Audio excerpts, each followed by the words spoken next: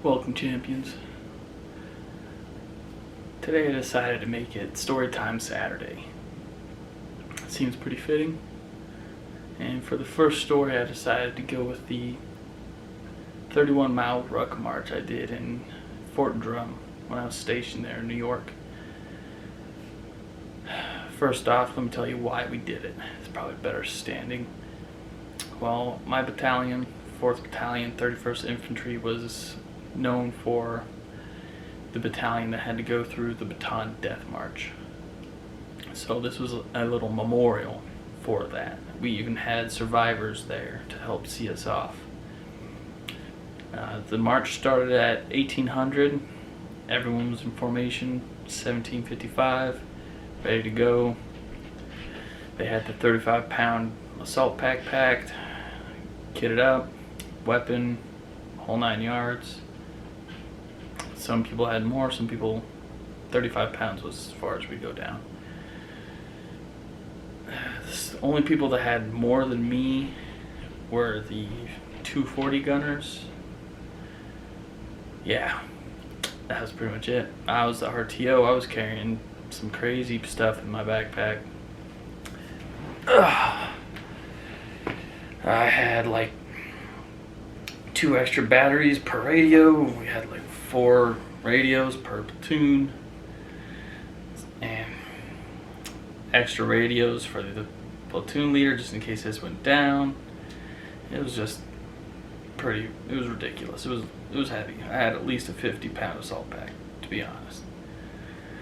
So we stepped off 1800, started walking. Sun's still kind of up. It's evening time, and started off pretty okay. Normal foot march, going up the road. And then we branched off into the woods. By this time, the sun had already gone down significantly, so it's pretty dark now. We had our night vision goggles. Most people didn't use it. They already knew the road. And about, let's say, 2 hours in, it started just pouring down. And it didn't stop the entire 31 miles that we went. It was just raining on us, just pissing down rain. It was flooding the roads we were on. It was just soaking us. It was just absolutely terrible. To be honest, it was impressive that most of us made it through that. At our second stop, little rest stop that we did, our company commander was walk through, check on all the platoons, check on all his men. He was a fantastic man, to be honest. Lieutenant Stager. I don't know what he's doing now. I don't know what rank he is. He might be retired. I don't know. All I know is he was a man to follow into battle.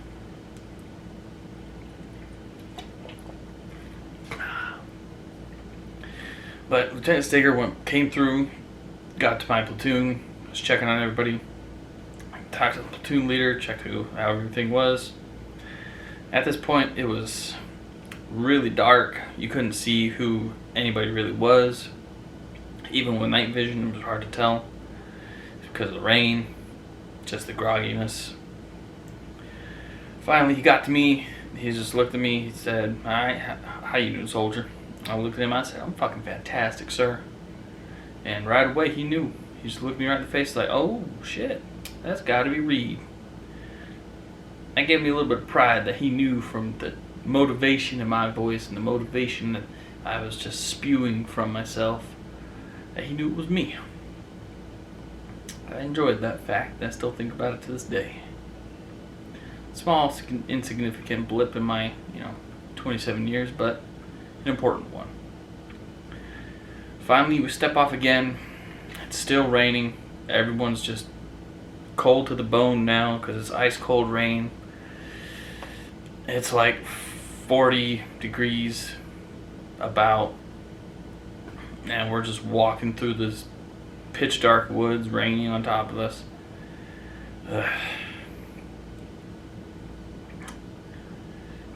We get to our third stop, and a few men They just couldn't handle it. They fell out. And unfortunately, it was our 240 gunners. They fell out of the march at the third stop. We assessed it. Medics assessed them, so they couldn't go. So they hopped in the LMTV and went back to the battalion. About 5 miles up the road, though, after we step off, our first sergeant calls up on the radio and says, "Since when do we leave 240s with dead men?" Right away, my platoon sergeant knew that it was our 240s that we had to go pick back up. So he takes me, and we jog back just to pick up the 240s. But as soon as we get back to the rest point, first sergeant looks at us, says, "Who the fuck are you two?" Platoon sergeant names himself, and first sergeant looks at him and says, "What the hell are you doing here? Get back with your platoon." So he just shrugs his shoulders like, all right, sure, yeah, all right. So we turn around and we run all the way back. So that's another like 7-8 mile run added to the 31 that I've already got to do. So it was already real rough. We kept pushing though. Every man from there on out kept going. Just thinking about it just takes me back. It was a fantastic time. I love having the story to be able to tell, but continue on. Sorry, I like to get sidetracked with some stories. That's a little ADD of me. But yeah, we finally get back to platoon. Keep pushing through. We get to our, I think, second to last stop. Everyone's just already, we're dead tired. People are laying on the road, pulling security, and they're just staring off into the wilderness, just thinking like, what the hell did I get myself into? I go and check on my friends. Right away they look at me just like, "I'm not gonna lie to you, Reed. I'm sleepwalking right now. I can't take it." I just looked at them, I said, "Look guys, we're almost home. Don't worry, just a little bit further. We're out of the woods and we're back into it." So I like to think that I helped them, pick up their spirits. It's not exactly a time where spirits get picked up out of the dirt. But no. They call the Charlie Mike. Everybody stands up. They start walking. That's where it was. We march all the way back. All you hear is moaning and groaning from the men, some of them. If you could hear it over the rain, it was absolutely terrible. Finally, we get back to civilization from the woods, and for some reason, that's where whoever's up there running things decides that it's time to put on the heat. Suddenly, you couldn't see I'd say 6-7 feet in front of you. It was raining so bad. That's how much rain was pouring down. You just couldn't see. And you were pushing so damn hard. I looked around. I saw all the men that was with us. I see downtrodden faces, but I see determined spirits at the same time. Because at this point, we were already almost home. Home free. Just push a couple more miles. The gods were just pounding us with whatever they could to get us to stop. But we didn't stop. We couldn't. We knew we had to push on. It might have just been a memorial foot march, but it meant something to us, okay? It was proof of our perseverance and our iron will to keep going, keep striving on. Didn't matter. Didn't even stop restrooms. We didn't even stop to go to the restroom. You just do your business right there. Keep walking. There was no stopping for that. Got to keep going. Charlie Mike, continue march. Finally we get about a mile away from the battalion, and that's where I had to follow suit. I just did my business on the walk. It was pretty cool, to be honest. I know it sounds weird, but it was awesome. It's a cool little story to have. Like, how was your time in the Army? Oh, during a 31-mile ruck march in the cold, freezing, ice-cold rain of upstate New York, I decided right there is where I had to take care of my business. So I just, started going. And, holstered my weapon and kept going on. Finally, we got back. We made it back before most of the other companies. I was in Bravo Company. Bravo Company made it back pretty quick. Did the foot march real fast. It was still raining. The sun was still down. But unfortunately, we weren't allowed to go home. We had to wait until Alpha Company got back. So we just cleaned our weapons in the building, make sure there was no rust, dried them, cleaned them, put them back in the armory, and we had to sit and wait. Finally, the 0600 rolls around. Alpha Company makes it back, and we all get into a battalion formation, which takes about 15-20 minutes to even start. And it's upstate New York, like I keep saying, 0600 in upstate New York.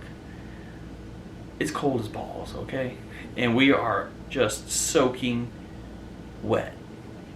So you can imagine everyone just standing in a formation. It was easy to ignore the cold during the ruck march, but now we're just standing in this huge formation with this blistering cold wind pounding on us. We were just waiting for the battalion commander or somebody to show up to give us a good old, good job, men, go home, you earned it. Nope. Still chilling. Finally, one of the NCOs just got tired of it and just screamed out. It was like, our men are cold, just start the address. Finally, they're like, you know what? Y'all right, we gotta fix this. So everyone got handed some grog. Unfortunately, it was pineapple juice. I should go back a little ways to the beginning of this march. What happened was they would pour a bunch of symbolic liquids into our Shanghai bowl that we had. It was called the grog. It was just a bunch of alcohol, water, juices, everything that would signify something for the infantrymen. I was super excited because for most of the march, people were telling us, yeah, you get to drink the grog as soon as you get back. It's going to be awesome. It doesn't matter. You're underage or not. You get the grog. Don't worry, guys. Nope. Big Green Weenie came at you for that one. And we sucked it down. It was just pineapple juice. It was kind of a downer, not going to lie. Just kind of a nice little flick in the forehead. But it was cool because, it was something other than some water. Nice little taste. So I, found that little pleasure in that. But I'm just more happy that I had that story to tell. I made it through. Halfway through, my platoon sergeant looked at me and said, you know what, Reed, I'm proud of you, man. Pushing through, not even complaining at all. I was just pushing through. There's no point in complaining. It was going to waste energy. I still had 15 miles to go at this point, so I wasn't going to stop. But no. That picked up my spirits even more. Because it showed that my perseverance and iron will was being seen by my leadership and my peers. So that just helped strengthen my will to carry on. Yeah, it was a good time, man. I'm happy I got that story to tell you guys. I got a lot more stories. I got 27 years worth of stories to tell you. But that's a good story to start Saturday story times off with. Real quick, just to let everybody know, I got a little bit of a schedule going on. It's going to be like Motivation Mondays, Transformation Tuesdays, Through the Pain Thursdays, Fun Run Fridays, and Storytime Saturdays. So if you guys got any ideas for what I can do on Wednesday, that'd be fantastic. Just mention in the comments below. Let me know what you think of my content so far. It's only my second video. I absolutely love recording this stuff for you guys. Definitely a different experience. Look for more content though. This is gonna be, I'm gonna plan on making this the most motivational channel on YouTube. I'm starting my motivational speaker career right here. Keep an eye out. You never know, you might see me on a stage one day. Alright champions, stay hard. Remember, this desert can't kill me.